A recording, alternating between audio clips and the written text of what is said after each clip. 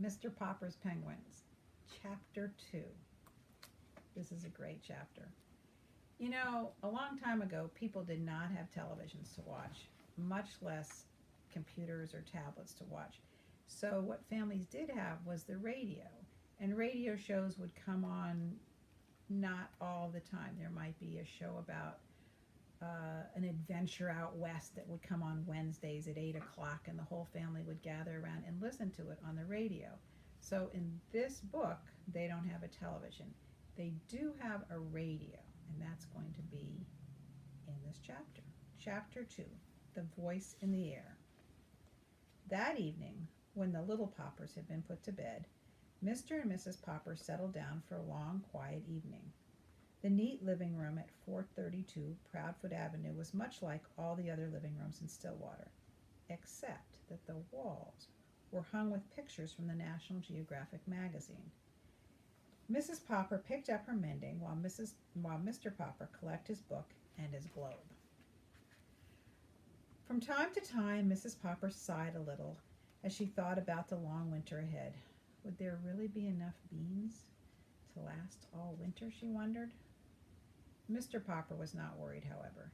As he put on his spectacles, he was quite pleased at the prospect of a whole winter of reading travel books with no work to interrupt him.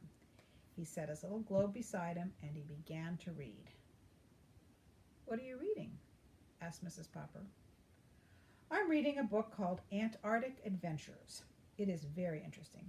It tells all about different people who have gone to the South Pole and what they have found there." "Don't you ever get tired of reading about the South Pole?" "No, I don't. Of course, I would much rather go there than read about it, but reading about it is the next best thing." "I think it must be boring down there," said Mrs. Popper.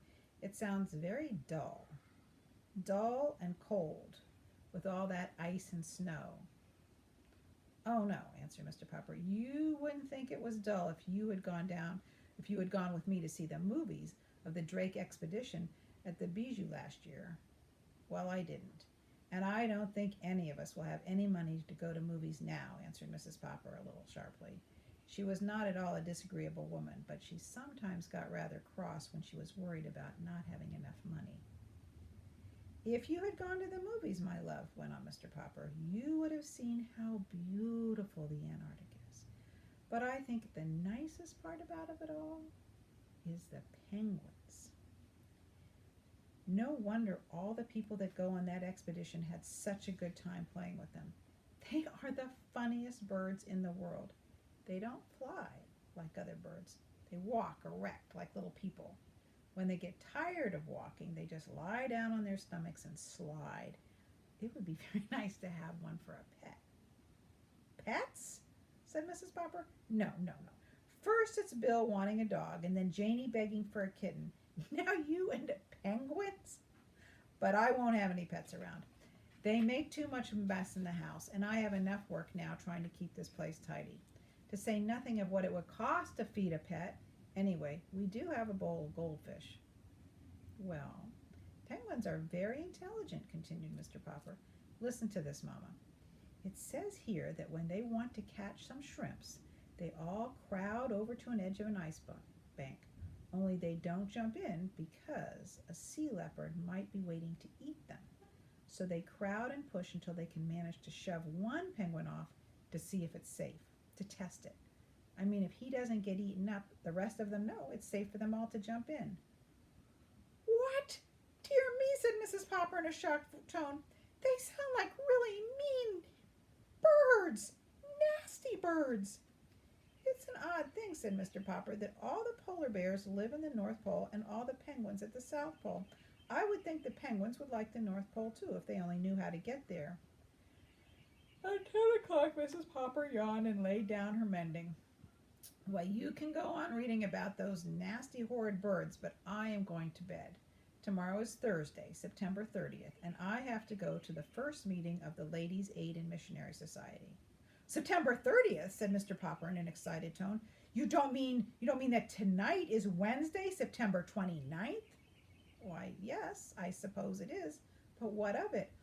Mr. Popper put down his book of Antarctic adventures and moved hastily to the radio. What of it? He repeated, pushing the switch. Why, this is the night the Drake Antarctic Expedition is going to broadcast from the South Pole. That's nothing, said Mrs. Popper. It just means a lot of those explorers will be saying down there at the bottom of the world, hello, Mama, hello, Papa, here I am in Antarctica. Shh, shh, shh, shh, commanded Mr. Popper, laying his ear close to the radio. There was a bzzz, and then suddenly from the South Pole, a faint voice floated through the radio out into the Popper living room. This is Admiral Drake speaking. Hello, Mama. Hello, Papa. Hello, Mr. Popper. Gracious goodness, exclaimed Mrs. Popper. Did he say Papa or Popper? Hello, Mr. Popper, up there in Stillwater. Thanks for your nice letter about the pictures of our last expedition. Watch for an answer, but not by letter, Mr. Popper. Watch for a surprise. Signing off, signing off. You wrote to Admiral Drake? Yes, I did, Mr. Popper admitted. I wrote and I told him how funny I thought the penguins were. Well, I never, said Mrs. Popper, very impressed. Mr. Popper picked up his little globe and found the Antarctic. And to think he spoke to me all the way from there.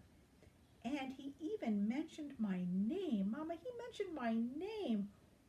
What do you suppose he means by a surprise? I haven't any idea, answered Mrs. Popper, but I'm going to bed. I don't want to be late for the Ladies' Aid and Missionary Society meeting tomorrow. That was the end of Chapter 2. Tomorrow, Chapter 3, Out of the Antarctic.